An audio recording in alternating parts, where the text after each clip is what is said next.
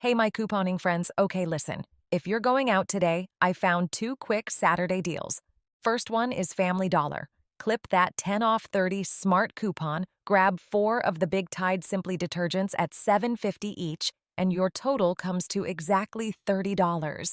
After that coupon, you're paying $20 plus tax. Not free, but for 4 big detergents, that's a solid stock up deal.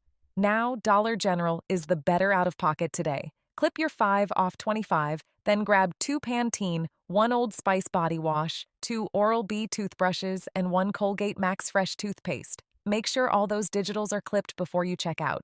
Your subtotal should be $26.25, and after coupons, you're paying around $11.25 plus tax. But y'all know the drill.